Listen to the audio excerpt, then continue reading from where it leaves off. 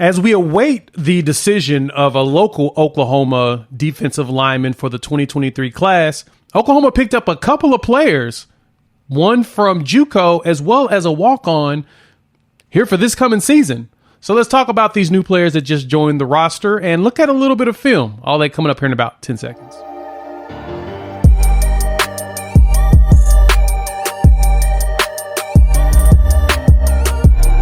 What's good, everybody? It's your boy Jay here with Unfair Sports, where we take a pensive approach to the sports conversation. Thanks for pulling up to the YouTube channel. In this video, we're going to talk about two defensive linemen that have come to Oklahoma on the edge, one from JUCO and one as a preferred walk-on, it seems. And we're going to dive right into the latest edition of depth for the Oklahoma Sooners. Before we do that, y'all know the drill. If you've been here before, hit that like button and let me know if you like this video or not. Subscribe if you're new to the channel. We're trying to grow this bad boy to 10,000, and we can only do that because of you all, the people. And then hit that bell notification if you want to get additional notifications once we drop more videos. And if you're feeling compelled, go ahead and drop a comment. Those little engagements may seem small to you, but they're huge to content creators like myself because we would love to interact with you and this fantastic community. So hop in the comments, let your boy know what's your thoughts on these players once you see them coming into Oklahoma as some preferred walk-on as well as a JUCO transfer. So let's dive into these two players. First up, we have Laine Jenkins. Now, Laine is a defensive lineman from Butler Community College. So he was part of the class of 2021. There wasn't really any star ratings going for him. And I noticed that when I looked through the film and did a lot of searching, wasn't a bunch of information out there about him for the most part. But we were able to narrow down some footage from him on his Twitter account. And because of that, we're going to put some of this stuff up here for you all to see. So let's dive into Laine really quick. Now, Laine, who is based from Naperville, Illinois, went to the El Dorado area, which is where Butler Community College is, and enrolled there for the 2021 class. He redshirted that season at JUCO, and then last season in 2022, he got some burn. He put up 8 tackles and 1.5 sacks last season at his size and stature. Let's look at these stats. This man is 6'6", roughly 255 pounds. He's big, and he is adding to the consistent theme that we've seen with Coach Venables and staff, Coach Bates and Coach Chavis, is they're going after size, length, tall, wingspan players to disrupt those quarterbacks trying to throw that ball. So even if we don't get to see much of Laine, he'll be a great asset on the practice squad in making things difficult for not only Dylan Gabriel, but Jackson Arnold with that size. And so coming in at 6'6", 255, I would not be surprised if he gets some game. And so the crazy part about it is when I went to his Twitter account to see who this individual was when it came up on the feed, you basically got like 3 offers in like the last day or so. And as soon as Oklahoma gave him an offer, about 30 minutes afterwards, he immediately committed to the Sooners. And so at this big boy size, we're just adding more players that seem to be athletic and versatile. And so watching him in this film, this was the thing that jumped out to me. Is there's a lot of speed coming off that edge. He's got some good movement, stays low, comes off of that one hand, and is able to run around and push through those offensive linemen. Now, these are all looks like practice footage, but overall, you can kind of see what the potential is there. He's got some good movement.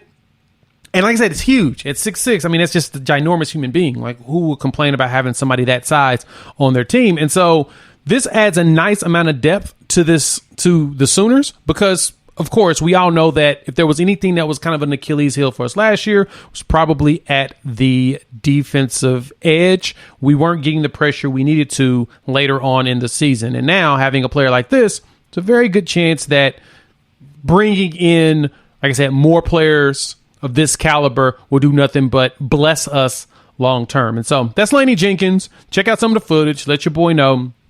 Of course, hop in the comments. Want to get your thoughts on Laine now. Now you've seen some of his moves, seen some of his play. These looks like I said, it's practice footage, but hey, you can kind of get an idea of what's there. If we work with him, grow that technique, man, it's a good chance he could be something special long term. So want to hear from you all. Now let's talk about the next player. And this one was another one that came out of the woodwork. Kyle Carlson. Let's talk about Kyle. Now, Kyle appears to be another ginormous human being. He's sitting at 6'4", about 210 based upon his Twitter profile, and he runs a 4.52 40. It's pretty fast for the big guy. And it appears that he got an offer and decided to go ahead and come on to Oklahoma. Now, look at him standing here on the field. That's a big guy. It just doesn't look... makes me think of the Taylor Wine that we recently got here in Oklahoma that'll be here in the summer. Adding a player like this is just another big dude. He's based out of Dallas, Texas area, Highland Park.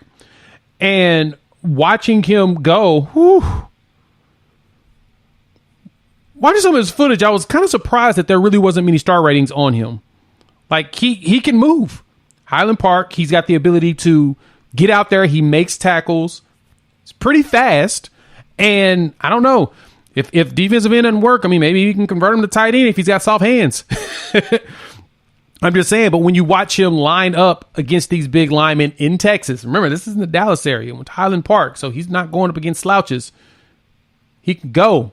And I like the technique that he has. I like his speed, and he's also always in pursuit. He doesn't stop when the play feels like it's dead. Even looks like across the field, he's still going to continue to pursue. So it's another player that could be a potential project or someone to put pressure on the current starters to make them get better so that, we can continue to grow as a team.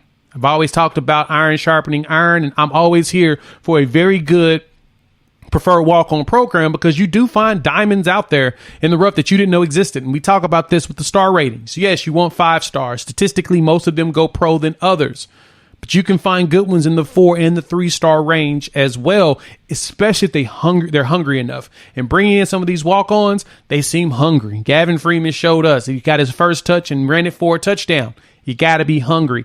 And seeing a player of this caliber gets me excited to see that we're going after bigger players. Now, at his frame, he seems slight, but overall, he seems like he's a big dude. And that frame looks like he can add more to it. So I can see that he'll end up in the 260, potentially 270 range by the time he leaves Oklahoma once he gets into our strength and conditioning program.